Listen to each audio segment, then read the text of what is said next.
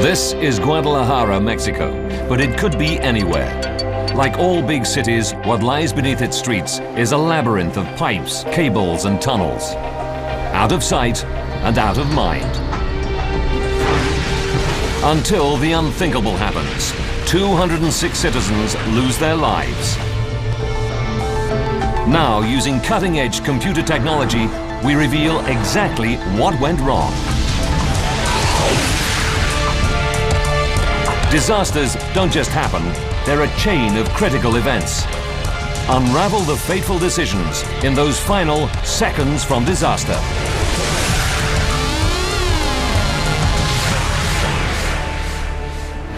Latin America, Mexico, Guadalajara. April the 21st, 1992, 1:30 in the morning. It's the hottest time of the year in Guadalajara, Mexico's second largest city. It's Holy Week. In the working class neighborhood of Reforma, in the southeast of the city, a foul smell has been hanging in the air for 2 days. The Gomez family and their 4 children live on one of Reforma's busiest streets, Gante. But even though it's nighttime, they can't sleep. And it's not the heat that's keeping them awake. Yo ingresé al baño. I went into the bathroom. Y era tanto el olor. The smell was so strong. All the neighbors were complaining that the sewers, the bathrooms, and the drains smelt. Y los baños, las alcantarillas, los sumideros, olían a gasolina. 7 that morning. 20 blocks away from the Gomez family, Socorro Rios begins working in her tortilla shop. Her neighbors think the smell may be a gas leak coming from her kitchens. As a precaution, she calls the gas company. 2 engineers check out the problem and find nothing wrong. But the neighbors continue to complain, so she calls the gas company a second time. They came again, and this time changed the regulator. Now supposedly everything was all right, but there was still a dreadful smell.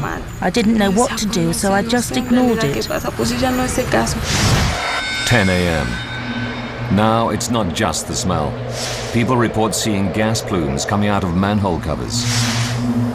Something is wrong underground. But smells from the city's sewers are not uncommon. Guadalajara is a boomtown. In a race to develop industry and create jobs, companies often ignored environmental regulations. They frequently dumped illegal waste into the sewage system. –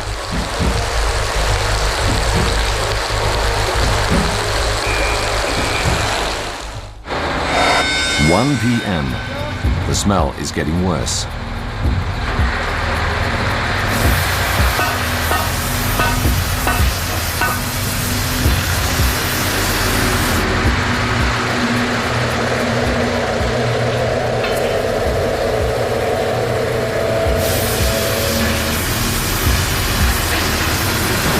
Jorge Santoya works for the water authority, CIAPA. He's in charge of security and public health, and he's concerned. We were examining the sewage pipes to try to discover the source of the contamination. But the inspection doesn't get to the cause. Meanwhile, the fire brigade reassure people that there's nothing to worry about. It's now been 3 days since people first noticed the smell. And despite the authorities' assurances, the problems are getting worse. Residents now discover gasoline in their fresh water supply. Maria de Jesus Gonzalez lives at 547 Gante Street. Yo fui hacia la pila. I went to the sink and got very scared because I turned on the tap and it smelled like a petrol pump. 2 in the afternoon. The gas plumes coming from the manhole covers reach almost 2 meters high. The water authority becomes increasingly concerned. When they test the gases in the sewer, the results reveal there's a 100% risk of explosion. According to witnesses, one water authority employee advises residents to leave their homes. He warns them that the sewers beneath Ganti Street are a time bomb waiting to explode. But the official line from city authorities is still stay put and keep calm. Some local inhabitants are so worried they venture into the rat-infested sewers to see for themselves.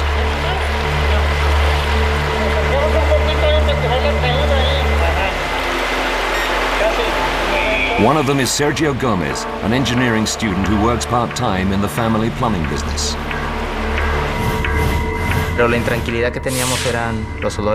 We were restless due to the stench of gasoline coming, not only from the manhole covers, but from the toilets. Samples were taken by some neighbors and some authorities. When we examined them against the light, the vapors looked and smelled like gasoline. Midnight, and the smell is even stronger.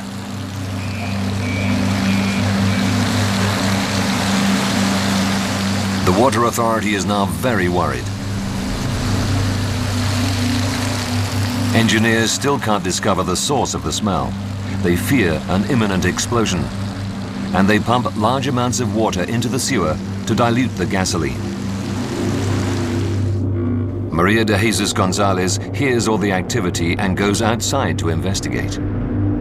There were a lot of firemen, police and transit authority people, and I asked them if it was dangerous that we slept here. They told me to do what I wanted. All they were doing was simply washing the sewers. If we wanted to leave and go to some relatives, to go ahead, and if not, stay, as there was nothing wrong and no danger. 9:40 a.m. on April the 22nd. It's been nearly 4 days since the troubles in Reforma began. By now, there are so many complaints from residents that the city's fire chief, Trinidad Lopez Rivas, gives a radio interview and tries to calm people down. He insists that the situation is under control and there is no risk of an explosion. His comforting words play on the morning news bulletins. The reality is very different. The people of Guadalajara know something is still wrong. They can see it, smell it, and taste it.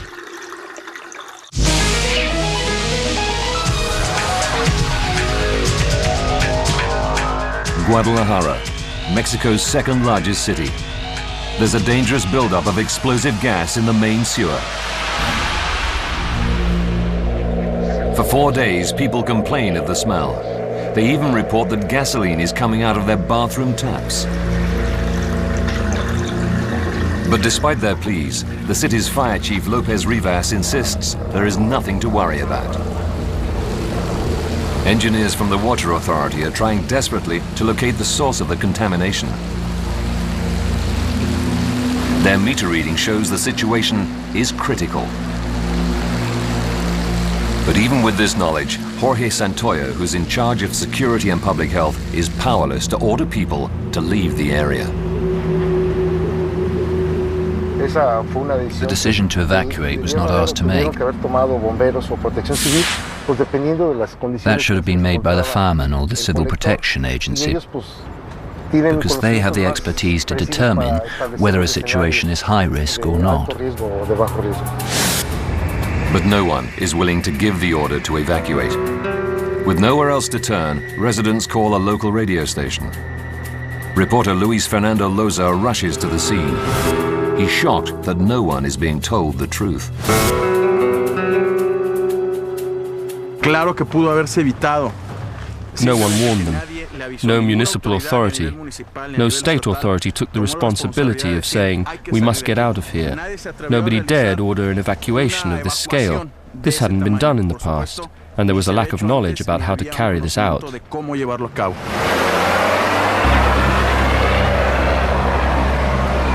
It's 10 o'clock on the morning of April the 22nd, 1992. Lilia Ruiz sets off for the day's shopping. Alrededor de las 10 de la mañana, yo decidí. At around 10 a.m. I decided I would go to the local market close to Ganti Street. I got on the Route 333 bus. Ruta 333. 10:05 a.m. Socorro Rios is joined by her sister Alejandra in the tortilla shop.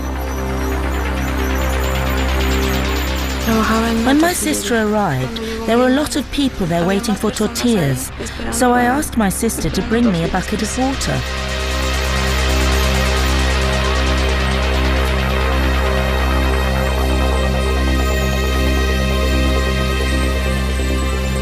But since she had brought my breakfast with her, she said, "I will bring you some juice from across the street." I told her, no, fetch the bucket of water first. 10:05 and 30 seconds.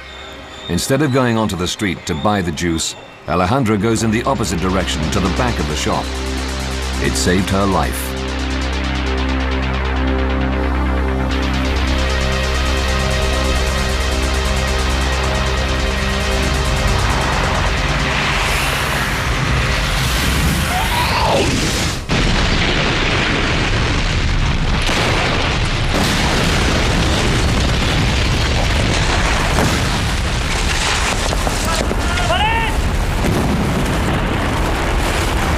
The tortilla shop on Rio Lagos Street suffers the full force of the blast.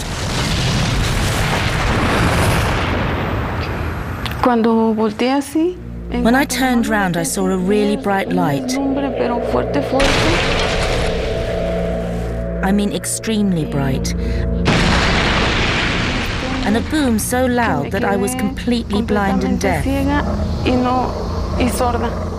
Her tortilla shop collapses on top of her. She's buried in the rubble.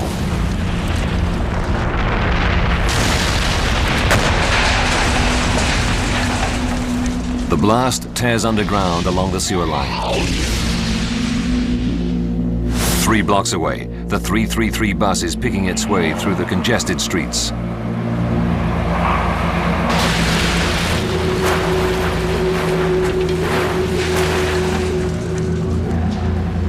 Lilia Ruiz is one of the passengers on board. I don't remember any noise, any voices, any screams, anything.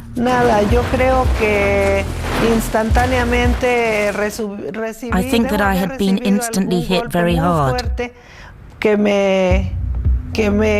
So hard that it knocked me unconscious. When I regained consciousness, I was already being saved from the rubble. I will never know how I got out of the bus. Where pavement and houses stood only seconds before, there is now a huge crater running along the street filled with rubble. But this is just the beginning. The explosions roll down the sewer, destroying every street above. Sergio Gomez is at home on Ganti Street with his family, preparing to celebrate his 25th birthday.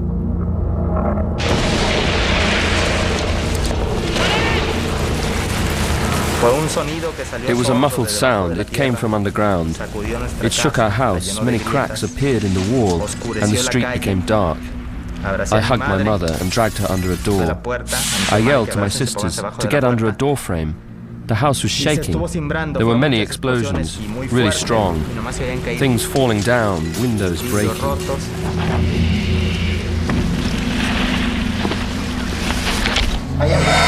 10:06 a.m. The first emergency calls start pouring into the Red Cross control room. One reports a car crash. A bus has fallen into a ditch. The explosions continue. There's one at 10:10. One at 11:30. Nowhere is safe.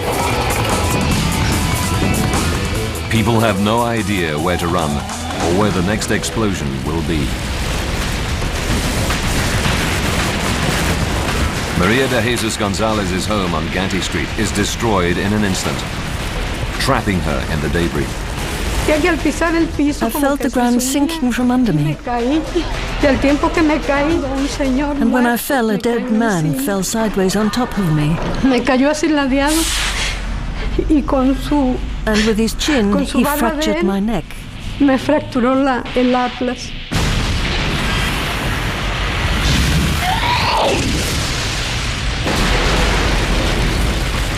The Red Cross are inundated with calls.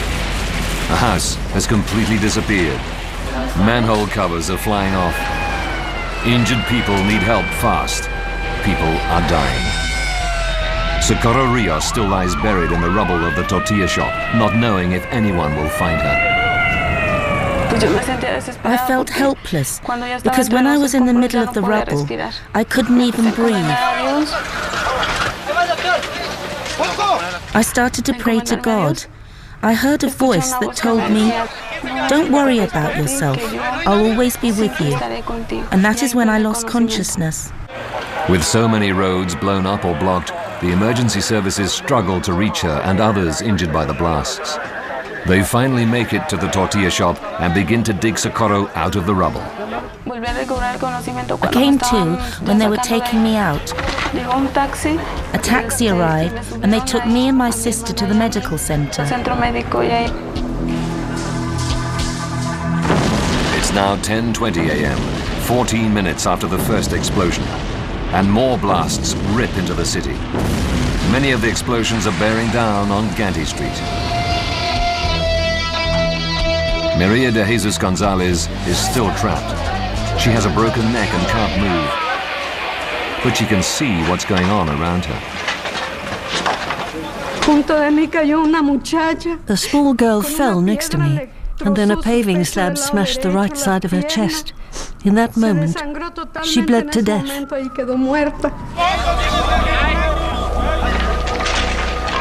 The district of Reforma is like a war zone.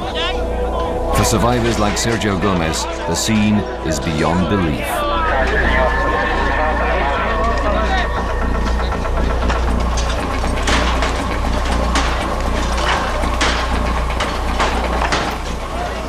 There were no houses.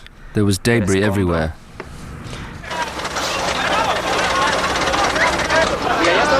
Over an hour has passed since the first explosion, and still the blasts continue.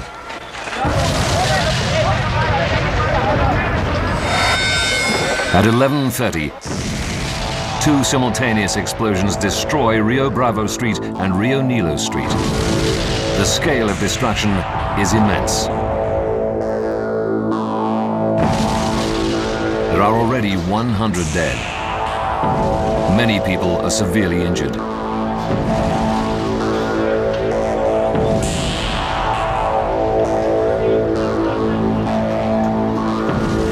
The explosions subside for a while. Rescue workers can finally get in. They search for survivors and ferry the injured to hospital, but the respite is short-lived.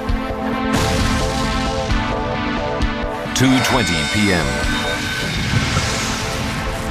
A final blast rocks González Gallo, one of the main streets in Reforma.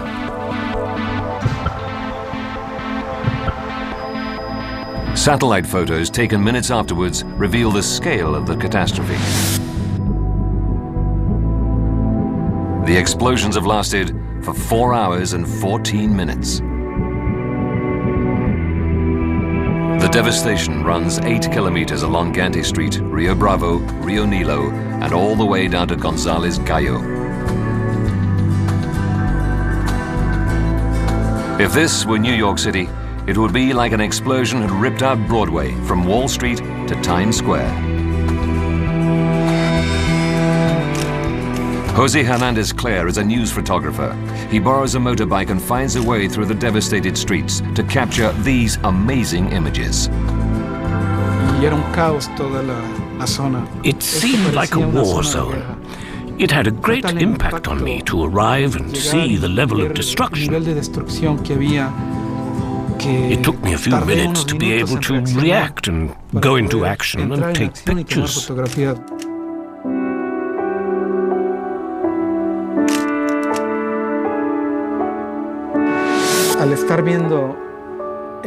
I saw this truck on top of the remains of a house. That really showed me the intensity of the blast. It showed me how a huge blast made a truck weighing tons land right up there. I could see the people standing still as if under a spell.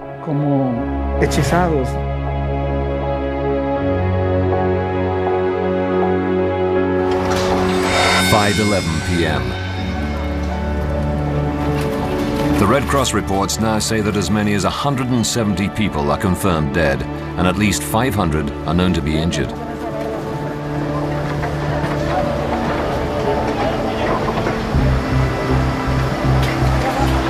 With so many wounded, the hospitals are filling up.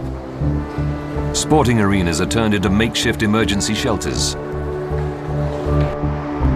The Red Cross issue a plea for medical supplies, blood and plasma.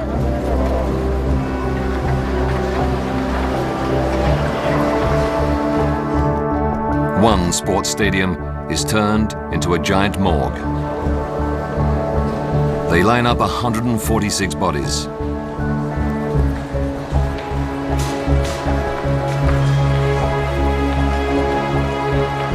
Survivors arrive, dreading that they'll find a missing loved one. They're warned by a sign at the entry that tells them, "What you're about to see will be very painful, but we are here to help you in any way we can."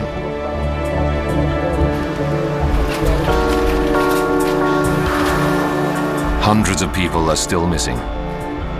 Many rescuers dig with their bare hands, desperate to find anyone alive. Trying to help, some people bring in bulldozers to remove the wreckage. But it's too soon. Survivors are still buried in the rubble.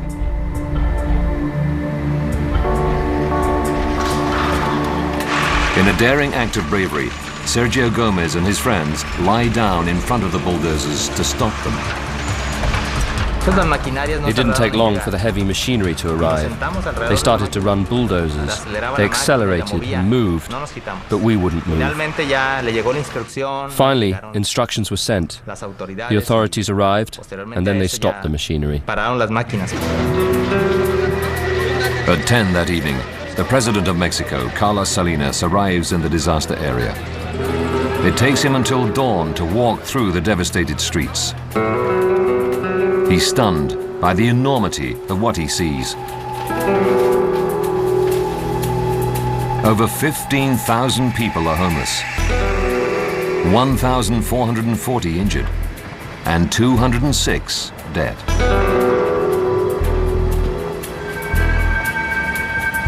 The President orders the Attorney General's office to investigate immediately. He wants a report back within 72 hours. He wants to know the reason for the explosions. Now, by rewinding the events of that fateful day and by going deep into the investigation, we can reveal what really happened.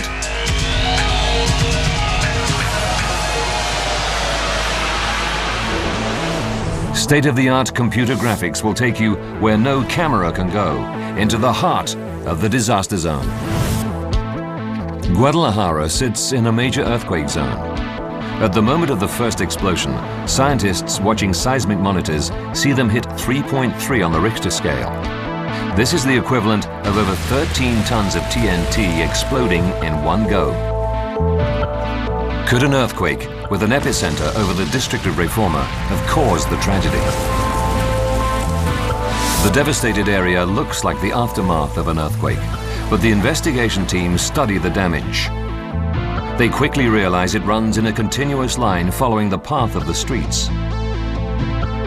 An earthquake wouldn't do this, so the team dismissed the theory.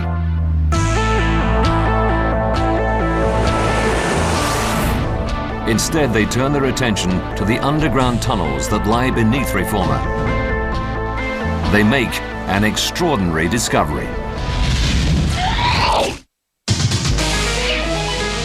Guadalajara, Mexico's second city, has been ripped apart by a series of catastrophic explosions.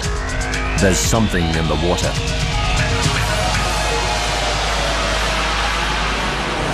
Now, using advanced computer graphics, we go into the heart of the disaster zone to reveal exactly what went wrong. The question now facing the investigators is what could have caused a series of explosions with the destructive power of an earthquake.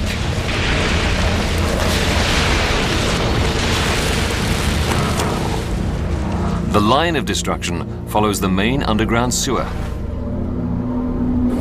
In the 3 days leading up to the blasts, many of the residents complained about the smell of gasoline. There must be gasoline in the sewers. But where did it come from? Reforma is an industrial area. There are over 40 factories and chemical plants nearby. The biggest is a refinery run by the state-owned oil company Pemex. It becomes the focus for investigators. But they run straight into a mystery. At the time of the original complaints, Pemex management ran their own tests. Pemex officials say these tests reveal that all their plant and equipment is in perfect order, and they are not to blame. But they say their investigations do reveal the presence of another dangerous chemical in the sewer. Pemex engineers came to the site.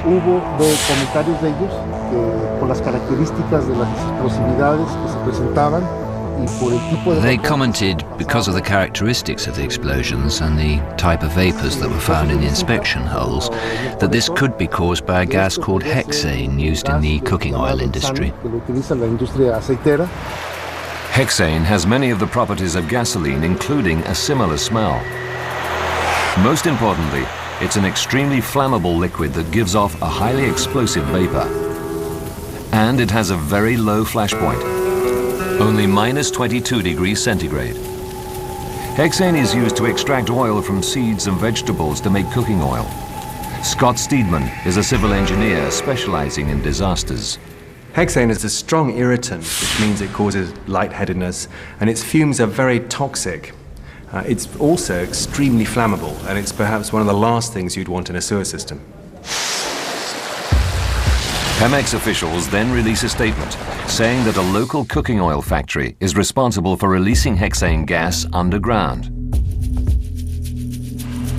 But the company La Centrale denies responsibility. They say they use very small quantities of hexane in their production process. Not enough to cause the size of explosions that hit Reforma. Their claim is backed up by the investigation team, who examined water samples taken the day before the explosions. They find no evidence of hexane. It couldn't have caused the blast. Pemex's claim is inaccurate. The people of Reforma are still convinced gasoline is to blame.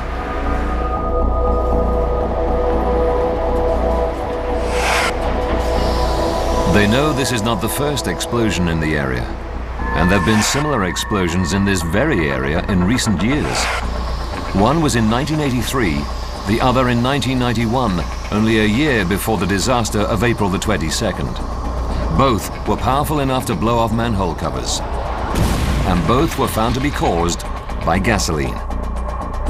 Raquel Gutierrez is a lawyer who represents some of the families affected by the disaster.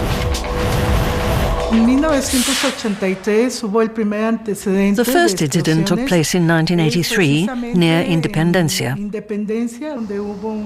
There were explosions due to the combination of diesel hydrocarbon. It's practically the same area where the explosions occurred in 1992. But if gasoline was to blame, where was it coming from?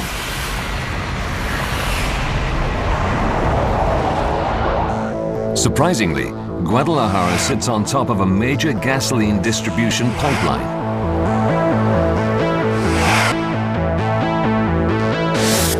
A pressurized steel pipeline built in 1973, just over 30 centimeters in diameter, carries gasoline from the Pemex refineries in Guadalajara, close to Reforma, to Salamanca, 238 kilometers away. The investigation team inspects the pipeline. Then there's a breakthrough. They discover that gasoline is flooding a pavement close to the Pemex refinery and that the leak is coming from underground. But the pressurized pipeline is made of steel. How could it fail? Guadalajara's underground network of pipes grew to service the booming economy. The result? A haphazard maze of overlapping pipes and cables carrying water and fuel. When the investigators dig down beneath the flooded pavement, they discover that a water pipe has been bent round the pressurized steel pipeline. At the point where they touch, there's a small hole where gasoline is leaking out.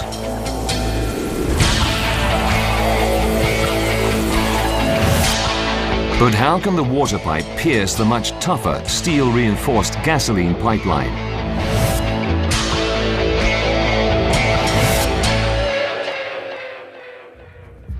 They send the pipes to Mexico's top metallurgists, Jorge Uruchoto and Jose Maria Malo, to try to find the answer.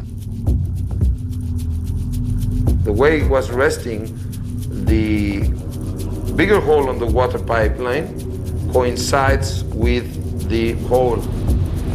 As erosion takes place, the wall of the gasoline pipeline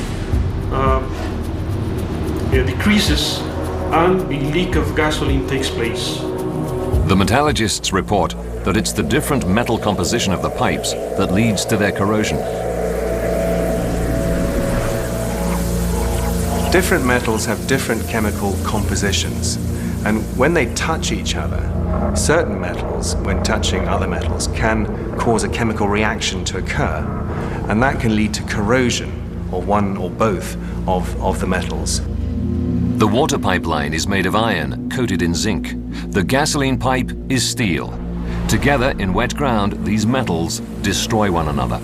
Even though the hole is only 1 centimeter wide, the pressure forces the gasoline to gush into the soil.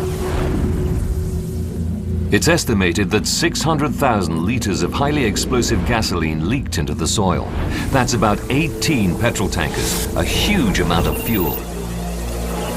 The leak in the gasoline pipeline is only meters away from one of Reforma's sewage tunnels. The fuel quickly spreads to surrounding soil and envelops the tunnel, seeping in through the cracks and entering the sewage system.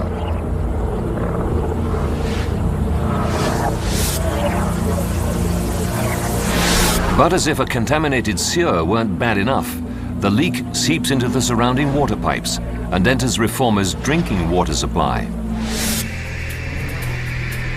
Investigators now know how gasoline gets into the sewer and water supply, but they are still puzzled. Why are there so many explosions over a 4-hour period?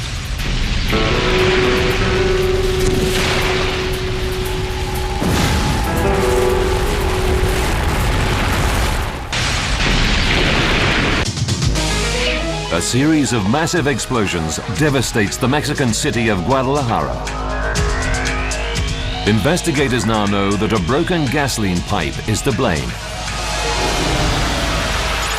But why was there a series of explosions over the space of several hours instead of one massive blast? They discover that Guadalajara has been extending its light railway system by adding a new underground line. But engineers digging the new subway have hit a problem. The city's main sewer lies right in their path.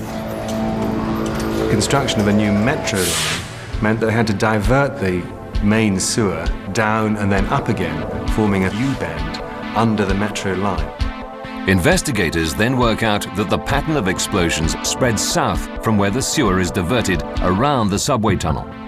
It's a strong lead, and the design of the diverted sewage tunnel now becomes the focus of the investigation. Sewers are traditionally built with a slope so that gravity carries the waste downhill. But the building of the new metro has forced the new section of sewage tunnel to pump its contents uphill.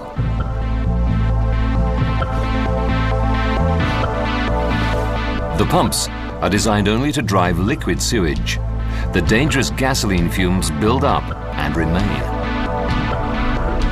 Now this had very serious consequences because although fluid could pass down through the U-bend and out the sewer, fumes would be trapped upstream of the metro line. Upstream of the metro line is Gante Street, and the blocked fumes back up all the way to there, filling the sewer network in between. 3 days before the explosions, the residents of Reforma complain of the smell coming from the sewer. The smell was so strong. It was a really horrible stench of gasoline. 36 hours before the explosions, the gasoline vapor begins to concentrate. Some of it escapes through manhole covers and drains. The rest builds up in various parts of the sewer, forming highly explosive pockets of gas. These pockets exist all along the main sewer that runs under Reforma and in some of the small feeder pipes. As the gas fumes would back up in the main sewer, so the concentration of the gas would be higher in some places and lower in other places. So you might have branch sewers that were filled with fumes, or the main sewer itself. But with the different concentrations, the higher concentrations would explode first. 24 hours before the blasts. The smell spreads to the sewer outside the tortilla shop where Socorro works. The 4 days before, it smelled a lot like gas. The customers that came in were asking me if there was a gas leak. They said, "It smells a lot. What's happening?" 26 minutes before the first blast, the fire chief goes on the radio and insists there is no risk of explosion. But he's wrong.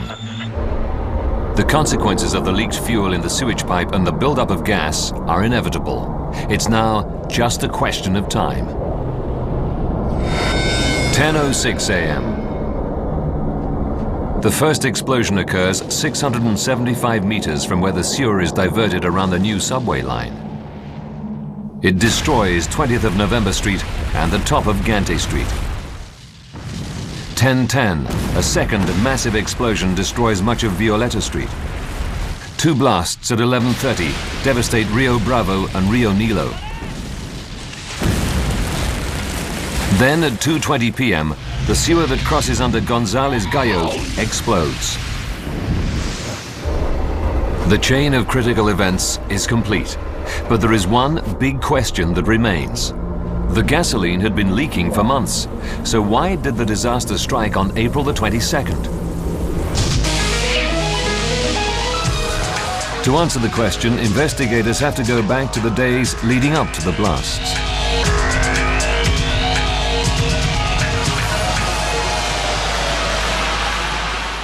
The answer comes from an unlikely source. On the night of April the 18th, residents found it difficult to sleep, but not just because of the terrible smell coming from the sewers. The temperature in Guadalajara hits 31 degrees centigrade. The high temperatures continued into the early hours of the morning of April the 22nd.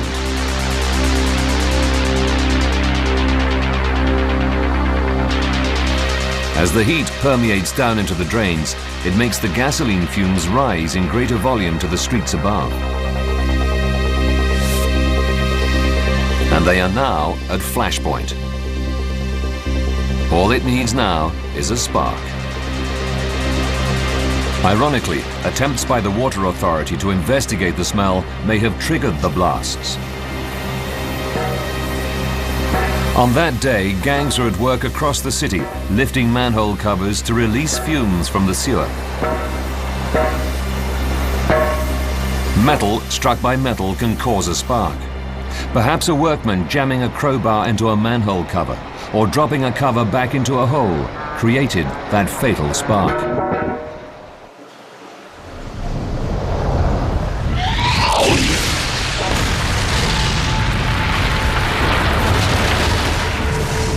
But the authorities' tests revealed there was also a high risk of explosion in the days leading up to the disaster.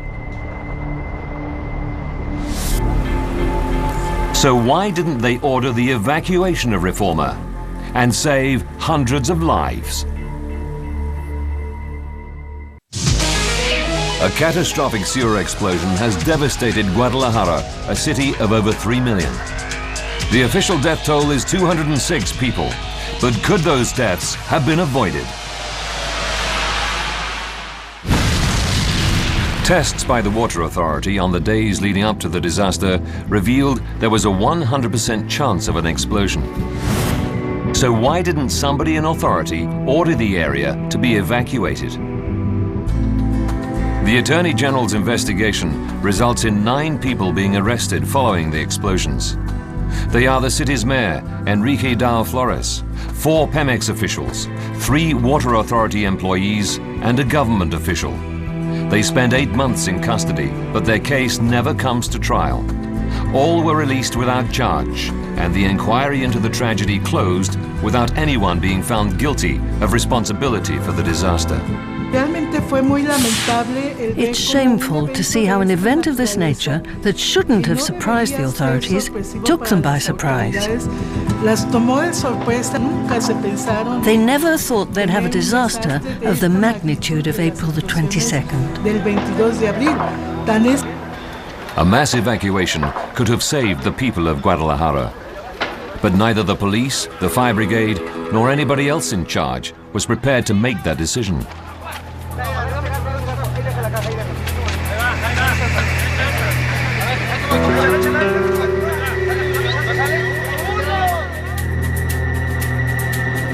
Local residents even dispute the official death count of 206. Nobody is really sure. The official report doesn't detail the number of injured or the property destroyed. Lloyd's of London, who underwrote the loss, do. They estimate that 252 people died. 1,440 were injured, and more than 15,000 were left homeless. Damage is reported to 1,124 houses and 450 businesses. Insurance company Lloyd's quantify the cost at between $300 million and $1 billion. But the human price of the tragedy is incalculable. Socorro Rio Blas fractured her skull and spine in the explosion. Now she cannot endure the pain of physical work and is only supported by her family. I can't work. It's not the same. I can't lift heavy things and have to rest a lot because of the constant pain. I always have to have my pills with me just to get through the day. Maria de Jesus Gonzalez broke her neck in the explosion. She wears a brace to hold her head. But after 5 years, it's worn out, and she can't afford to replace it. I've always been told that my life is hanging by a thread, because my neck is glued, and the brace is what holds my head. You might have noticed that my head leans sideways. It hurts so much.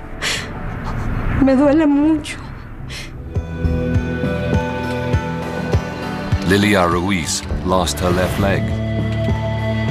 Once a year, she and most of the other survivors return to the scene of devastation to honor those who lost their lives at a mass dedicated to the victims.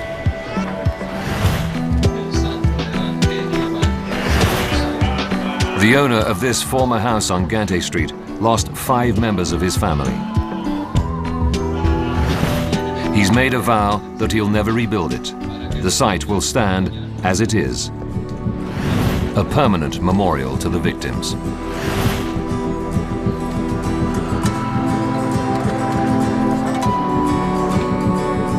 The loss of so many lives is due to a critical chain of events that come together on that day. A badly engineered water pipe placed too close to a gasoline supply line caused a reaction called metal-to-metal corrosion. Both pipes leaked and gasoline flooded the soil. The leaking gasoline touched and then enveloped the city's main sewer. The gasoline entered the pipe and flooded the sewer. The sewers, the bathroom, the drains smelled like gasoline.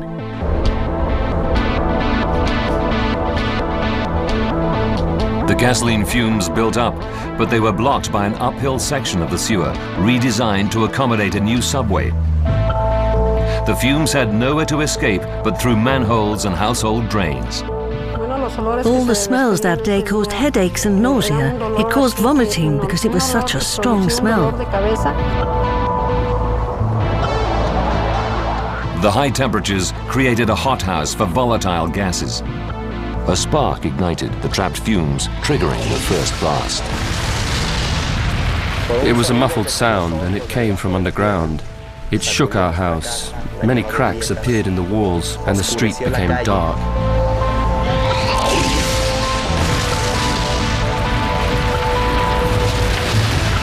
From then on, a series of explosions ripped through the sewer system, devastating meters of the city's streets. And after the tragedy, the Pemex oil refinery shut down, and Pemex rerouted the high-pressure gasoline pipe away from the city. And now the old city of Guadalajara has a new sewer with a state-of-the-art monitoring system. It constantly measures the gases and toxins in the sewer to prevent such a tragic accident ever happening again.